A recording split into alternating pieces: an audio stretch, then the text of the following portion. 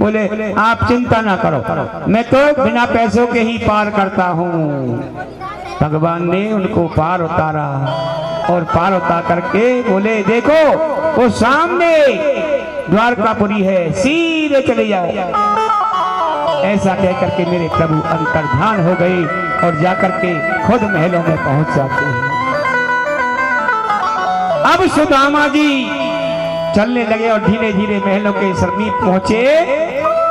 दरवाजे पर दौड़ीवान पाया है और दौड़ीवान कहने लगा ए भिक्षुक कहाँ जाता है? कि ओ भिक्षुक जाता किधर और परिचित यहाँ प्रवेश। अरे खड़े प्रतीक्षा रथ खड़े बड़े बड़े भूपेश। अरे तू भिखारी है, यहाँ बड़े बड़े राजा लोग आकर के यहाँ खड़े रहते हैं, बिना आज्ञा के कोई अंदर नहीं जाता, तू कहाँ जाता है? बोले हे भैया हमें कृष्ण से मिलना है। बोले क्यों मिलना है? कि वो हमारे परम मित्र हैं। अच्छा तुम्हारे परम मित्र हैं तो ठीक है, हम आज्ञा लेकर के आते हैं तब मिलना। तो प्रभु का जो दौड़ीवान है वो प्रभु के पास जाता है और कहता है हे प्रभु सुनिए कि नाथ एक भिक्षुक खड़ा और विप्र सुदामा नाम, मुझे बताया कुछ नहीं और कहता प्रभु से काम। हे स्वामी एक भिक्षुक है, वो अपना नाम सुदामा बतलाता है और कुछ नहीं कहता, कहता है मुझे प्रभु से काम है, मुझे प्रभु से। हे प्रभु सुनिए और दौड़ करी आए कन्हैया और देख सूरत यार की। कन्हैया दौड़ करके आते हैं जब सुदामा का नाम सुना है तो दौड़ करके आए कन्हैया। देखो देखो ये गरीबी कहा कृष्ण के दर पे विश्वास लेके आया हूँ। मेरे बचपन का यार है मेरा श्याम, यही सोच कर मैं आस लेके आया हूँ। और दौड़ कर आए कन्हैया देख सूरत यार की। दौड़ कर आए कन्हैया सूरत यार की।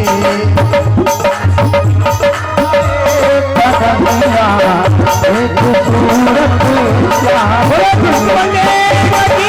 और कंठ से चिपका दिया, कंठ से चिपका दिया वो मेरी थी प्यार की। दौड़ कर आए कन्हैया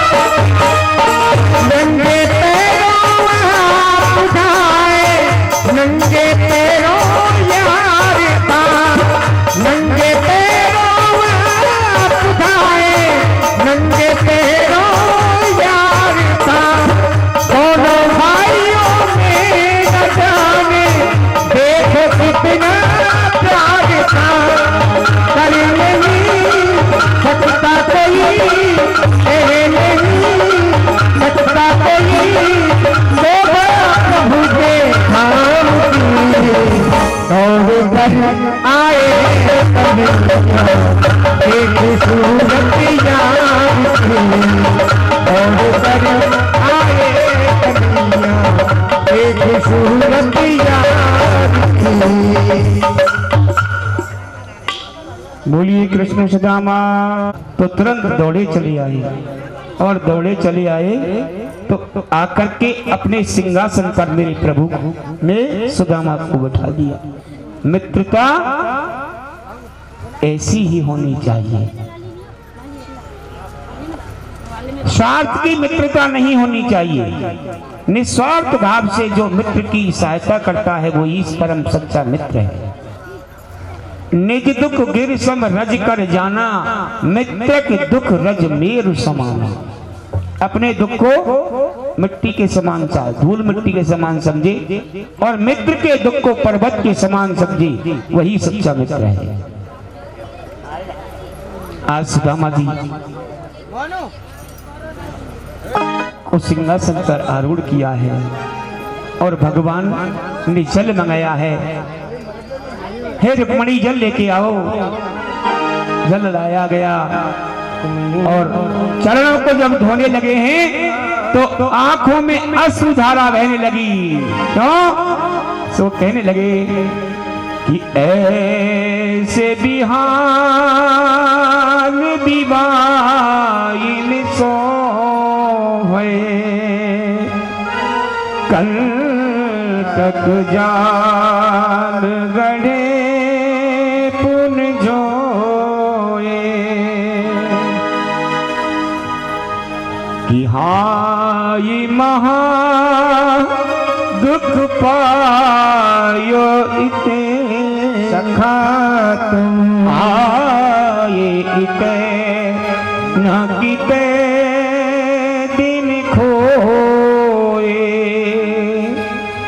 कि देख सुदामा की दीन दर के करुणा निधि रोए। देखो कितना सुंदर आज भगवान का चित्रण है कि रोने लग पड़े भक्त को देख करके कि हे भक्त तुमने बहुत विपदा पाई है। रोने लग पड़े कि पानी परात को हाथ छुओ नहीं, पानी से हाथ भी नहीं लगाया। अब नैनन के जल सो पग धोए। भैया सुदामा ये तेरा कैसा हाल है? फटी विवाही है तेरे पैरों में, ये दशा तूने कैसे बना ली? तू बिल्कुल ही मुझको भूल गया और तूने इतनी निष्ठुरता धारण कैसे कर ली भैया? कि सावाशत कर्मणाम साक्षात् दुजाते रह संभवा कि आधो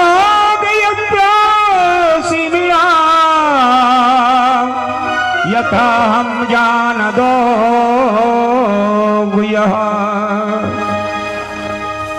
कृष्ण भगवान कहने लगे हे भैया देख तुझे ध्यान है जब हम दोनों साथ साथ पढ़ते थे तो जंगल में लकड़ी के लेने गए तो तूने मेरे बट के चनों को खा लिया। मैंने तुझे श्राप दिया था। हम यहाँ गुरु के यहाँ पढ़े थे भैया, तुझे ध्यान है क्या? बोले भैया मुझे सब कुछ ध्यान है। तो सुन आज मैं तुझे उपदेश देता हूँ। संसार में 3 गुरु होते हैं, पहला जन्म देने वाला और दूसरा उपनयन संस्कार करने वाला और तीसरा वेद ज्ञान देने वाला। ये 3 गुरु होते हैं संसार में। लेकिन हे सुदामा पहला गुरु पूजनीय होता है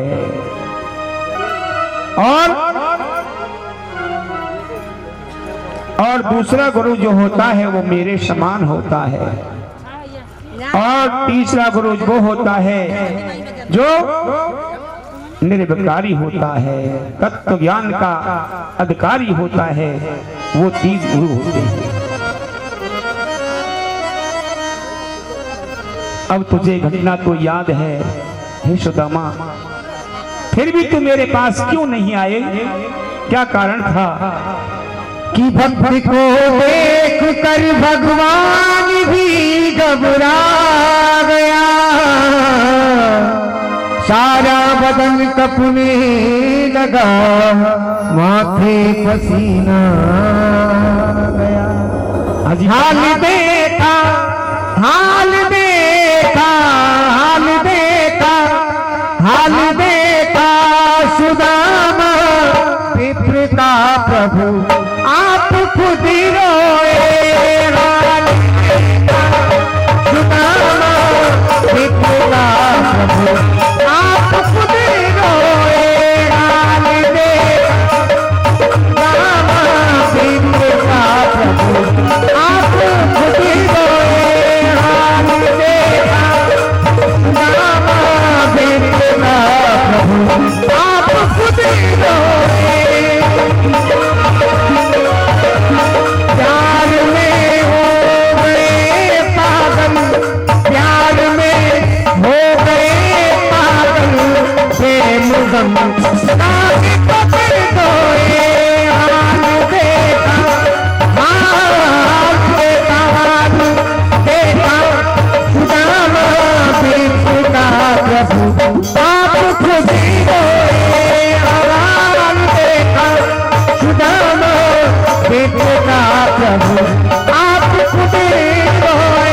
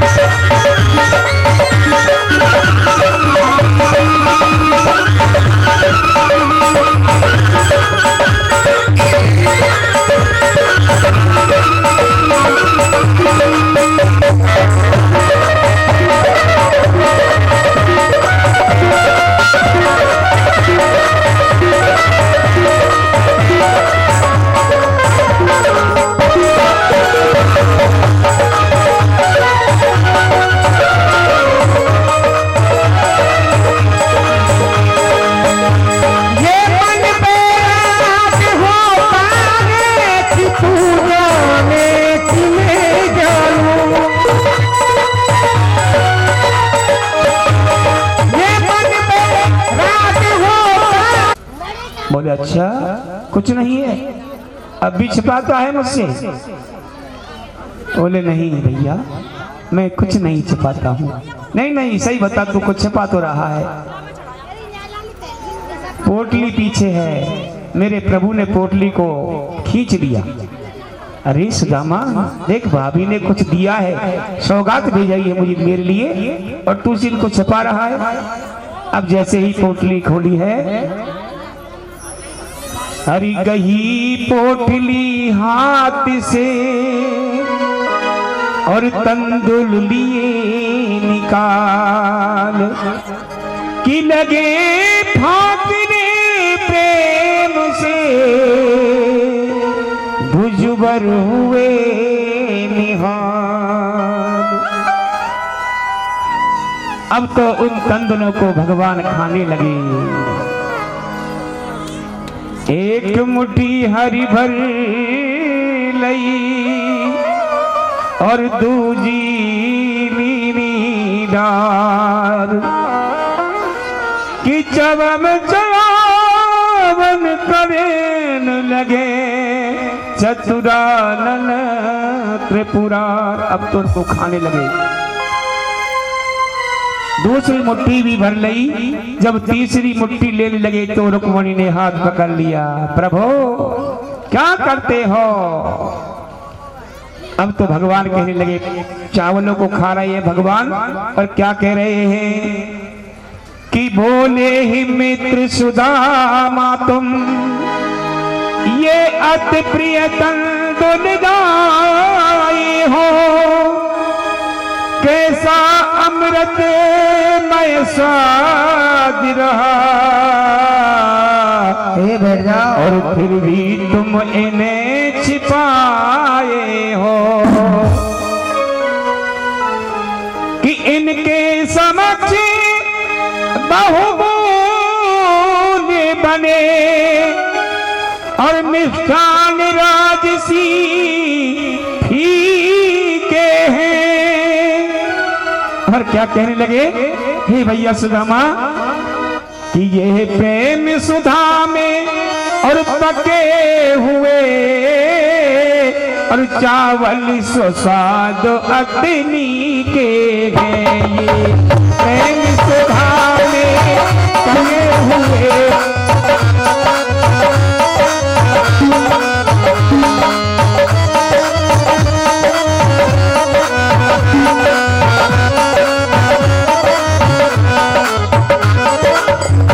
भैया इतने स्वादिष्ट है ये चावल कि पकवान कुछ भी नहीं है, और तू इनको छिपा रहा है।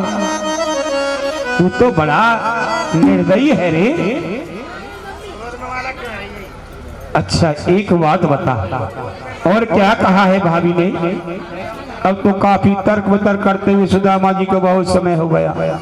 बोले भले आदमी, ना तो जो पूछा कि पानी पी ले, भोजन कर ले, कितने दिनों से भूखा है, कुछ पूछा ही नहीं है, और भाभी की राजी खुशी पूछता है। हम आए, हमारी कुछ नहीं पूछ रहा है, अपनी भाभी की राजी खुशी पूछता है। बोले भैया सुदामा तुम भूखे होंगे, चलो खाना खाते हैं। अब भोजन के लिए जैसे ही वहाँ गए, भोजन पकवान बनाए हैं, और मेरे प्रभु को जैसे ही प्रभु ने आज सुदामा को भोजन दिया है, तुरंत घर की याद आ गई। अब भोजन मुख में नहीं जा रहा है, भोजन मुख में नहीं जा रहा है। बोले भैया भोजन करो, हे भैया सुदामा भोजन करो। बोले प्रभु मैं कैसे भोजन करूं, मेरे बच्चे 4 दिन से भूखे हैं, पत्नी भी भूखी है, और मैं भोजन कैसे करूं? बोले हे सुदामा भूखा कोई नहीं है, जो मेरे पास आ जाता है वो कभी भूखा नहीं रह सकता, इसलिए तुम प्रेम से भोजन खाओ। अब तो सुदामा जी भोजन खाने लगे, और कुछ समय पश्चात जब चलने लगे कि भैया मैं जाऊं, भगवान कह रहे हाँ ठीक है जाओ।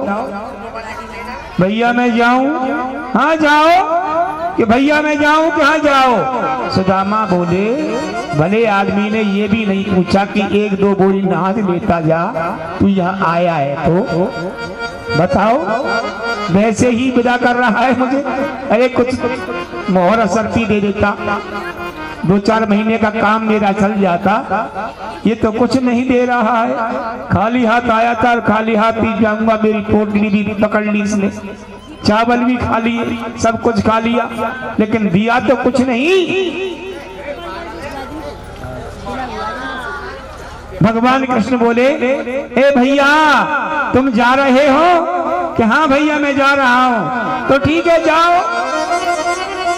सुदामा कहने लगे अच्छा मैं जाऊं? कि जाओ। भगवान कहने लगे सुदामा तू चिंता ना कर, मैंने तेरे लिए सब कुछ दे दिया है। अब सुदामा को गुस्सा आ गया। सुदामा बोला मुझसे कह रहा सब कुछ दे दिया है, एक कौड़ी फूटी कौड़ी भी तो दी नहीं और कह रहा सब कुछ दे दिया है। कहने लगे गुस्से में आकर ए कन्हैया सुन, जो तूने दिया है मैं तेरे लिए वापस करके जा रहा हूं, मुझे कुछ नहीं चाहिए। ऐसे है सुदामा, स्वाभिमान नहीं बेचा सुदामा ने, गरीबी देखी है, गरीबी करना पसंद है, गरीबी में रहना पसंद है, लेकिन स्वाभिमान बेचना पसंद सुदामा ने नहीं किया। जो दिया उसको भी वापस दे गए। जाने लगे और जाकर के जब जैसे ही अपनी पुरी में पहुंचे तो एकदम वहां वैभव देख करके घबरा गई कि भैया अरे सुदामा मंदिर देख डरे, हरि सुदामा मंदिर देख डरे, सुदामा मंदिर देख डरे, सुदामा मंदिर देख। देखिए सुदामा के लिए जो तंदुल लाए हैं तो तंदुल भेंट किए जाते हैं आज के दिन, पता है आपको? नहीं पता? कभी भागवत सुनी है क्या? इतनी भागवत सुनी होंगी आपने, किसी ने नहीं बताया क्या कि सुदामा के लिए तंदुल भेंट किए जाते हैं?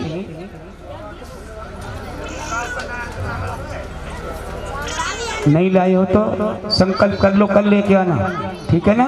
यहाँ चढ़ा जाना।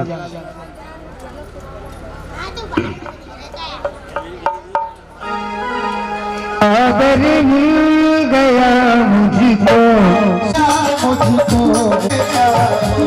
तेरे टुकड़ों पे फलता हूँ, यारा हो तो ऐसा हो, तेरे टुकड़ों पे फलता हूँ, गुजारा हो तो ऐसा हो।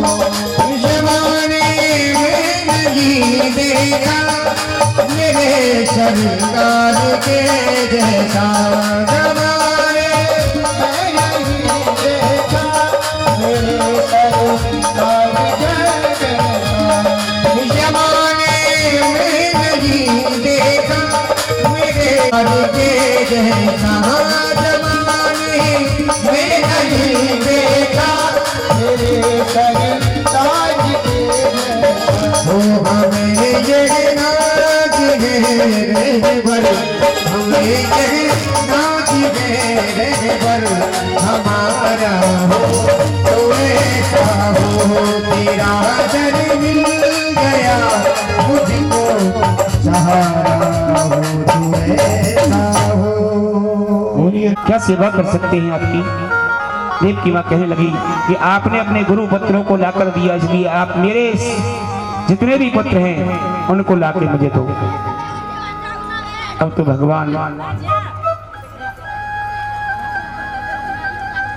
गए और यमलोक में जाकर के यमराज के यहाँ से उनके मरे हुए पुत्रों को लौटा के लाए और उनको देख करके वह उनकी याद करके व्याकुलता से कहने लगी हे राम हे कृष्ण, आप दोनों तो प्रजापतियों में प्रमुख हैं, आप तो सबके आधार हैं, आपका अवतार भी इसीलिए हुआ है क्योंकि आप तो योगेश्वर हैं, योगियों की लीला करते हैं। आपको मेरा बारंबार नमस्कार है।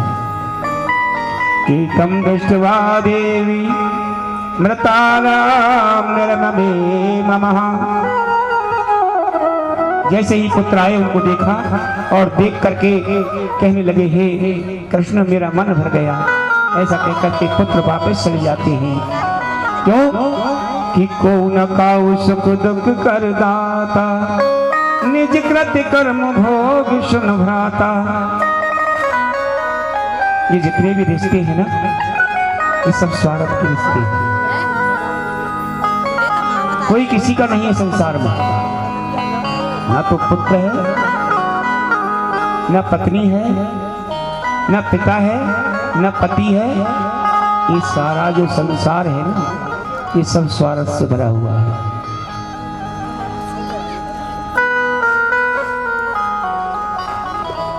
संसार स्वार्थ का है। अच्छा, आसार वस्तु है संसार, और सार वस्तु क्या है? ईश्वर। सार वस्तु है ईश्वर, इसलिए हमें सार वस्तु को ग्रहण करना चाहिए, असार वस्तु को त्यागना चाहिए। हे राजन, अब आपको मैं आगे जितने भी जो भी कृत्य हुए हैं उनके बारे में बताता हूँ। द्वारका में जाकर के भगवान ने लीला विहार किया है। इधर भगवान ने देखा कि अब बहुत समय हो गया कि कृत्वा दैत्यवधं कृष्ण सरामो यदि वीरवतः भुवो अवतार यदधारं जविष्टं जनया कलिम्।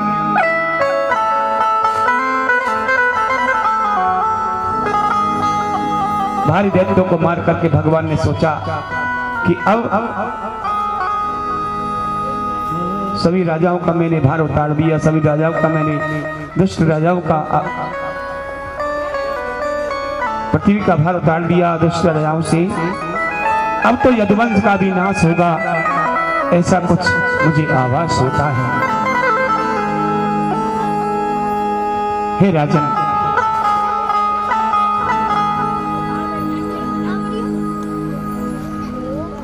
एक समय की बात है कि ऋषि लोग, सप्त ऋषि लोग आ रहे हैं। उधर जो सांब है भगवान कृष्ण का पौत्र, और जितने भी उसके सखा हैं, उन्होंने क्या किया, पेट में एक पोटली बांध के और जाके उन सप्त ऋषियों के सामने ले गए और उनसे पूछा, महाराज हमारे इस भाभी का क्या होगा? लड़की का भेष बना लिया, हमारी इस भाभी का क्या होगा ये बताओ, इसके पेट में क्या है, लड़का है या लड़की है? सप्त ऋषि समझ गए, उन्होंने श्राप दे दिया, अरे दुष्टो हमसे ये धर्षता करते हो, इसलिए सुनो, ना तो लड़की होगी ना लड़का होगा, इसके एक लोह दंड पैदा होगा, लोह का मूसल वो पैदा होगा जो तुम यादवों का संहार का कारण बनेगा। अब तो सब डर गए। अब उन्होंने देखा और जैसे ही उस पेट को उघाड़ा तो उसमें से एक लोह दंड मूसल निकला। अब तो महाराज भगवान कृष्ण के पास गए तो कृष्ण ने उस मूसल को घिस करके और नदी में बहा दिया, सरयू जी में वही बहा दिया। और जो थोड़ा बचा उस नोक को वैसे ही फेंक दिया, उसको एक मच्छी निकल गई। अब किसी बहेलिया ने उस मच्छी को पकड़ लिया। अब जब उसको चीरा तो वो पेट में से उसके में वो नोक निकली और उस बहेलिये ने वो नोक लेकर के अपने बाण में लगा लिया।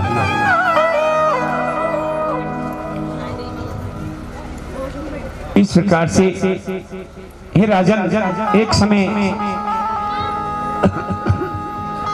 सभी यादव लोग सुरापान किया और आपस में भिड़ गए।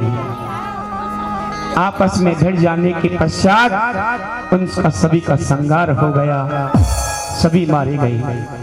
भगवान कृष्ण भी एक वृक्ष वृक्ष की छाया में बैठे हैं और पाम को एक पैर को अपने को एक पैर के ऊपर रखे हुए हैं तो बहेलिये ने देखा कि ये कोई मृग है, क्योंकि उनके पैर में पद्म था, वो चमक रहा था। उन्होंने जाना ये मृग है, तो वही बाण, वही लोदंड जो उसके बाण पे लगा हुआ है, वही भगवान के उसमें सीने में बाण पैर में मारा, अपने ऊपर ले लिया, मृत्यु का वरण कर लिया। और दारुक से कहने लगे, हे दारुक, तुम जाओ द्वारकापुरी में और कह दो कि 7 दिन में द्वारकापुरी समुद्र में डूब जाएगी, इसलिए सभी को लेकर के सभी लोग हस्तिनापुर के लिए पहुंच जाएं।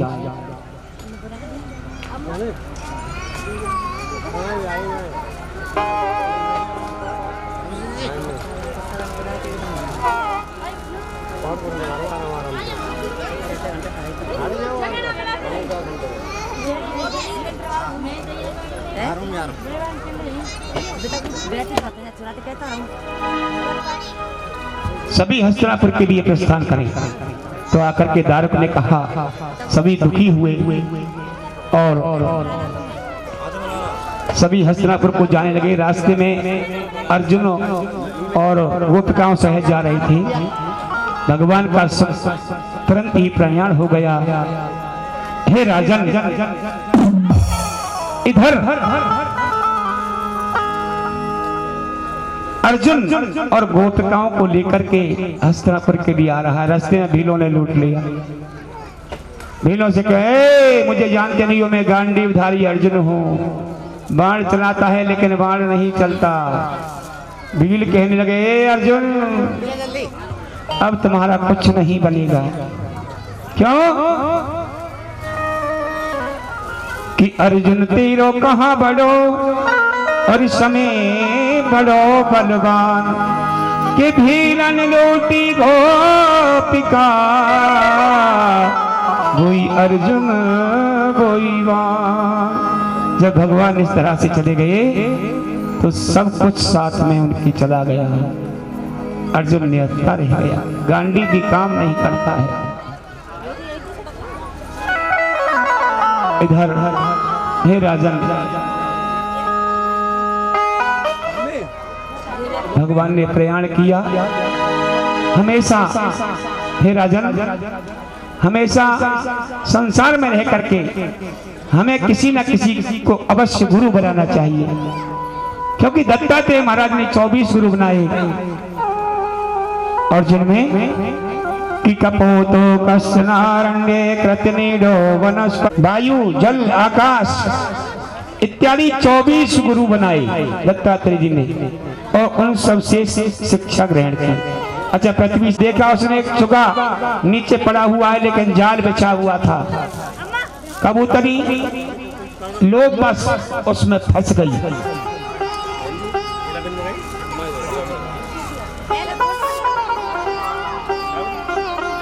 लोग बस फंस गई। कबूतर आया, वो भी लोग बस फंस गया। सब बच्चे भी मारे गए। इसलिए परिवार में ममता मत खो, क्योंकि ममता बंधन कारक होती है। ये कबूतर कबूतरी से सीखा।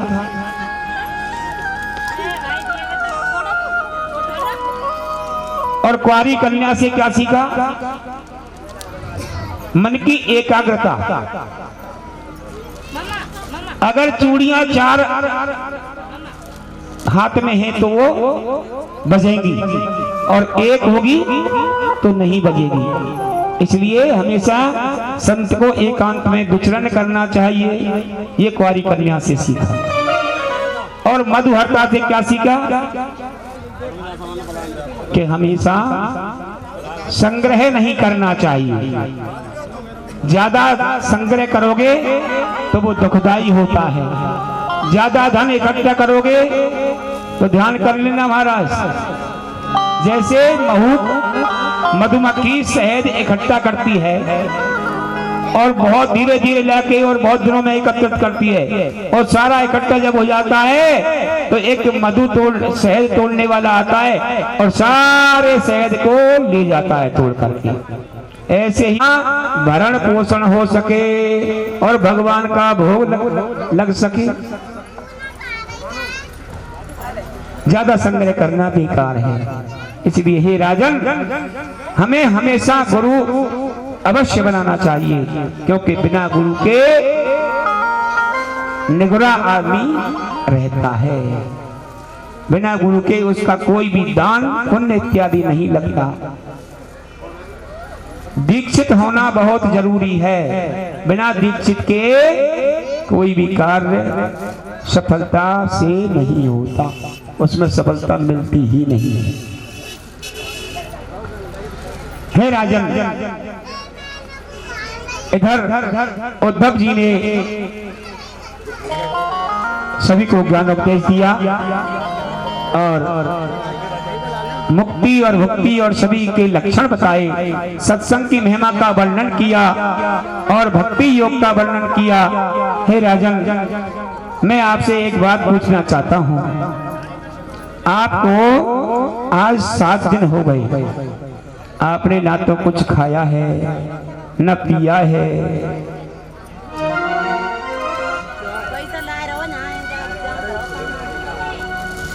तो आप ऐसा करो, कुछ जलपान कर लो।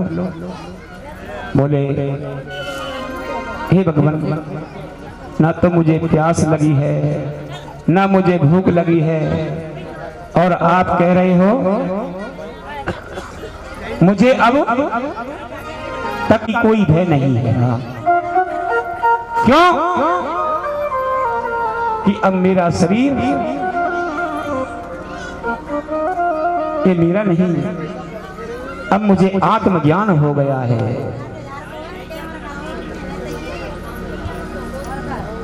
अब मुझे तक्षक का कोई भय नहीं। हे राजन, इस प्रकार से आज सुखदेव जी को जब उपदेश दे रहे थे तो सुखदेव जी उपदेश दे करके सुखदेव जी का आज परीक्षित जी ने पूजन किया और पूजन करके सुखदेव जी को विदा किया है और जाकर के पूर्वाभिमुख होकर के गंगा जी के तट पर बैठ जाते हैं। इधर तक्षक नाग और आता है, एक कश्यप ब्राह्मण है, वो आगे मिल जाते हैं। वो कहते हैं, भाई मैं राजा को जिंदा करूंगा, तू मारेगा। मैं पिता को काटा है तो जल में जय सर्प यज्ञ करने लगा। उसने बहुत से सर्पों की आहुतियां दी, आकर के सर्प यज्ञ में आकर के प्रविष्ट होने लगे, खत्म होने लगे। लेकिन तक्षक नहीं आया। तक्षक जाकर के इंद्र के सिंहासन के नीचे बैठ गया। लेकिन जनमेजय ने कहा कि इंद्र सहित आहुतियां दे दो। अब जैसे ही इंद्र सहित आहुतियां लगी तो इंद्र सहित सिंहासन सहित वो नीचे आने लगा। जब देखा गुरु बृहस्पति जी ने तुरंत ही जनमेजय को समझाया और कहा, हे राजन, मृत्यु किसी के बस की बात नहीं है। और फिर ये तो अजर अमर है, ये तक्षक, ये मर नहीं सकता। तुम इसको मारना चाहते हो, ये मर नहीं सकता है, इसलिए इस हट को छोड़ दो। गुरु जी के कहने पर वो सर्प यज्ञ बंद हुआ और आकर के अपने उस राजमहल में आकर के राज करने लगे। हे राजन, इस प्रकार से आज सुखदेव जी का पूजन हुआ और सुखदेव जी को वहां से विदा होना पड़ा कि नमो धर्माय महते नमः कृष्णाय वेदसे ब्राह्मणेभ्यो नमस्कृत्य धर्मानुरक्षे सनातना। हे राजन, इस प्रकार से मैत्री जी कहते हैं, सूत जी बोले, हे सोन को अब मैं सर्वात्मा भगवान की जो नियमावली है उसको कहता हूँ। प्रथम स्कंद में भगवान विष्णु के अद्भुत चरित्रों की मैंने कहा और परीक्षित का जो विप्रशाप था वो आपको कहा और सुखदेव जी द्वारा परीक्षित की को संवाद कहा गया है। दूसरे स्कंद में योग धारण एवं ब्रह्मा संवाद अवतारों का वर्णन और उद्धव संवाद और विराट पुरुष का निवास, ब्राह्मण की उत्पत्ति, हिरण्याक्ष वध इत्यादि आपने मैंने कहा। चौथे स्कंद में मरीचि आदि नौ ऋषियों की उत्पत्ति, प्राचीन बही का जो चरित्र है वो मैंने कहा, प्रियवत व्याख्यान कहा, नाभि चरित कहा, भरत चरित कहा। छठवें स्कंद में दक्ष कन्याओं का वर्णन, वृत्तासुर का जन्म संहार। सातवें स्कंद में मन मंत्रों में होने वाले गजेंद्र मोक्ष, भगवान के अवतार और हैग्रीव एवं मत्स्य अवतार की कथा, ब्राह्मण अवतार की कथा, समुद्र मंथन की कथा मैंने आपसे कही। नवम स्कंद में राजवंशों का वर्णन, इक्ष्वाकु का जन्म, उसका वंश, राम अवतार का वर्णन, सूर्यवंश का वर्णन आदि आपके लिए मैंने सुनाया। और 11वें 10वें स्कंद में भगवान श्री कृष्ण का जन्म और उनकी लीलाओं का वर्णन किया। हे राजन, सूर्य जी कहने लगे, हे ऋषियों, 11वें स्कंद में विप्रसाद के बहाने यदुवंश का संहार आपको सुनाया, भगवान का स्वधम गान धाम सुनाया। और 12वें स्कंद में कलयुग में मनुष्यों की जो कुमति इत्यादि सब कुछ मैंने आपको सुनाया। क्यों कि इस कलयुग में भगवान के नामों से ही मनुष्य का उद्धार होता है। कि कलयुग केवल नाम आधार, कलयुग केवल नाम आधार, कलयुग केवल नाम आधार, कलयुग केवल नाम आधार। सुमिर भव सुमिर सुमिर नर पारा, कलयुग केवल हरि बोला, कलयुग केवल हरि बोला, कलयुग केवल हरि बोला, कलयुग केवल हरि बोला।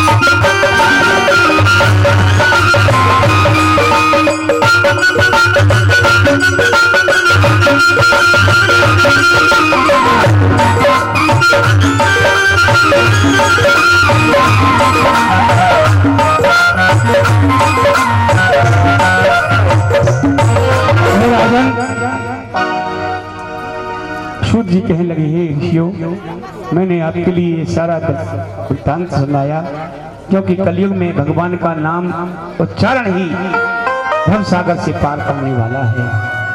और कहने लगे, हे सोनको, भगवान विष्णु ने कृपा करके अपने नाभि कमल में स्थित ब्रह्मा जी के प्रति इस भागवत महापुराण की रचना की थी। क्यों? भागवत है क्या कि निगम कल्पतरो गलितम फलिम सुख मुख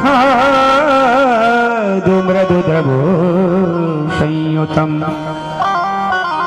पिबति भागवतम रसमालयम मुहुर्हु रसिका भुवि भावुका।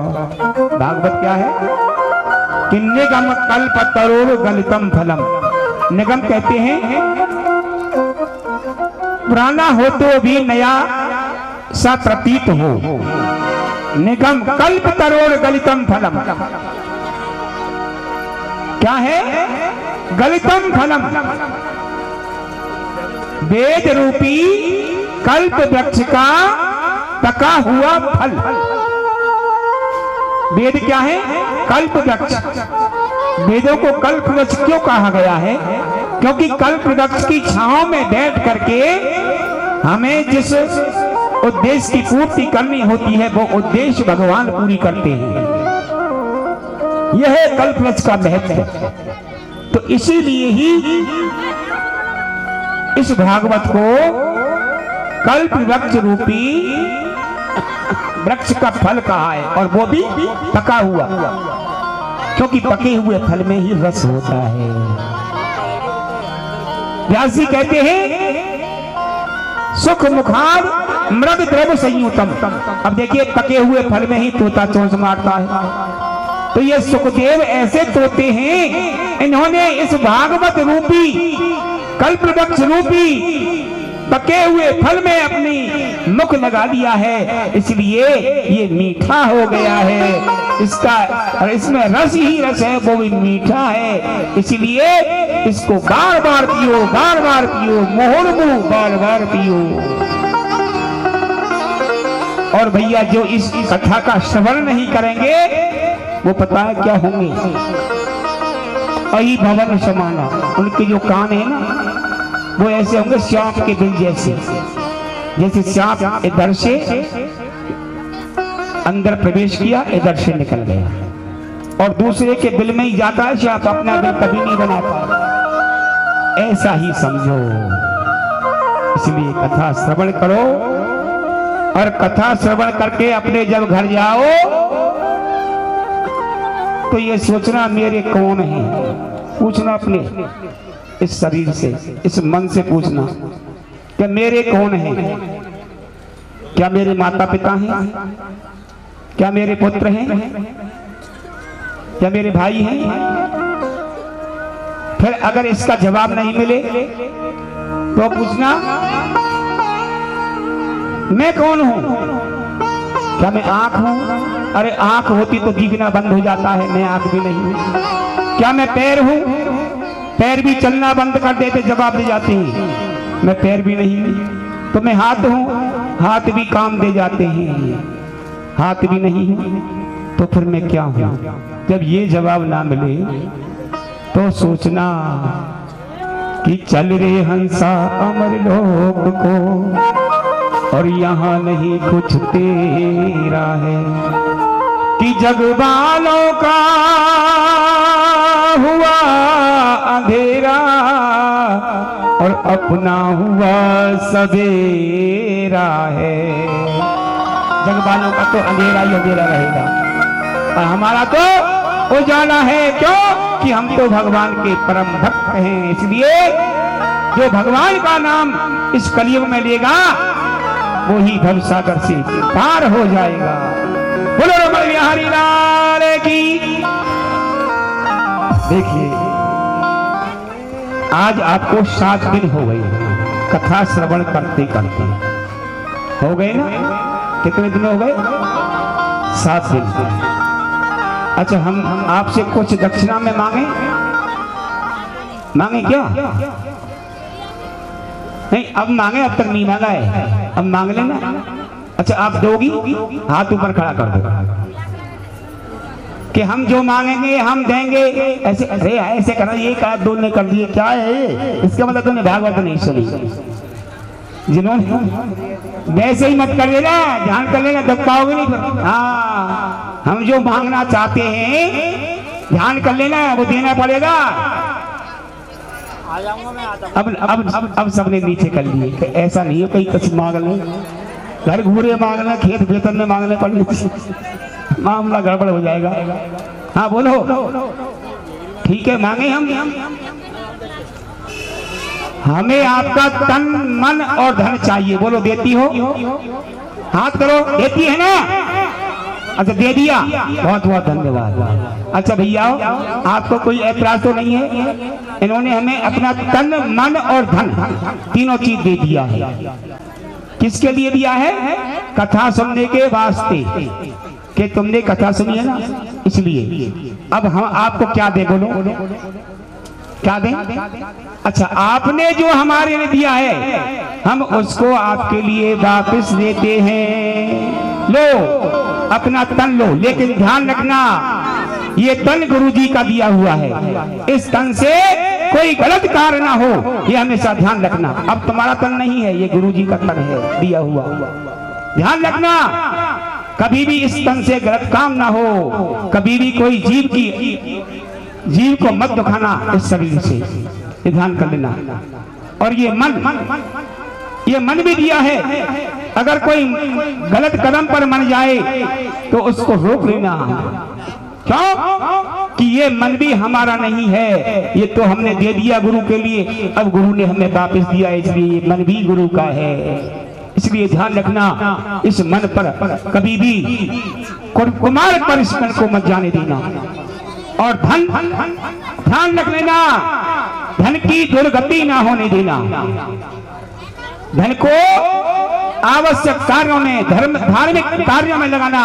जितना भी दान हो सके धन का दान देना, क्योंकि अन्न दानम सर्वश्रेष्ठ दानम, अन्न का दान सबसे श्रेष्ठ माना गया है।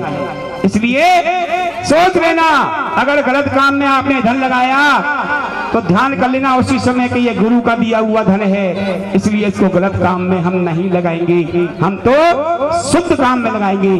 भागवत होगी वहां देंगे भंडारे में, और दान में देंगे, जितना भी दे सको दान दो।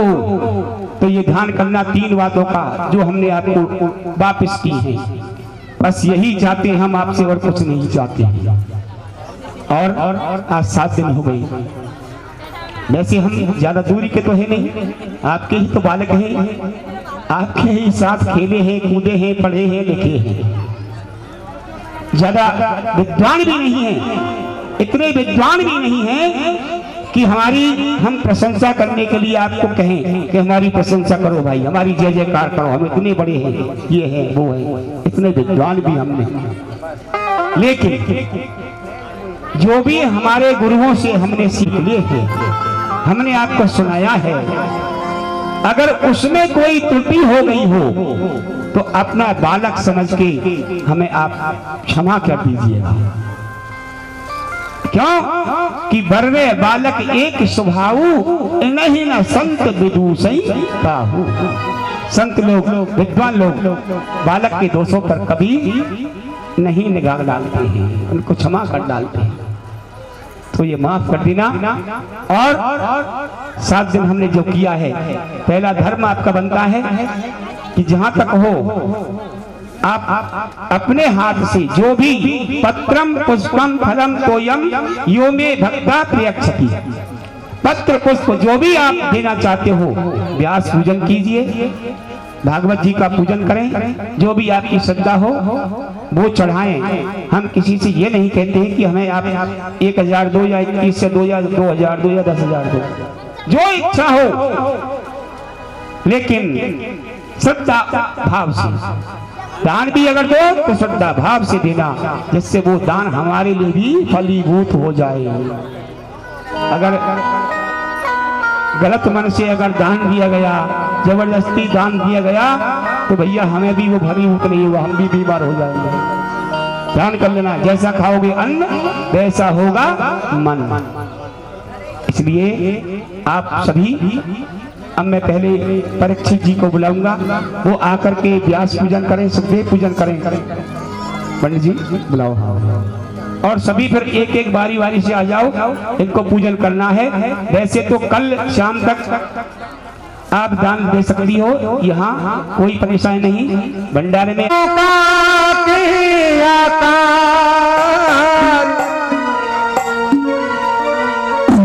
जो जमीन में बस गए वो हो गए भव से पार। श्रीमान नरेंद्र जी सपत्नीक मंच पर पधारे। नरेंद्र जी और लोकेश जी, संपूर्ण परिवार पत्नी के साथ में यहाँ मंच पर पधारे पूजन के लिए।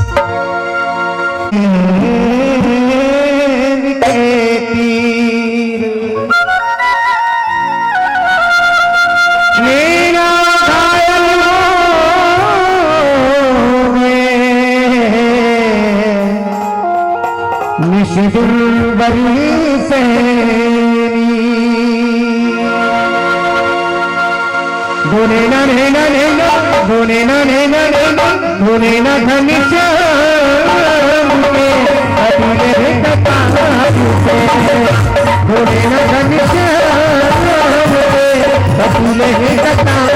से स्वरूप भगत श्याम बोले सरकार कटले कतार से बोले न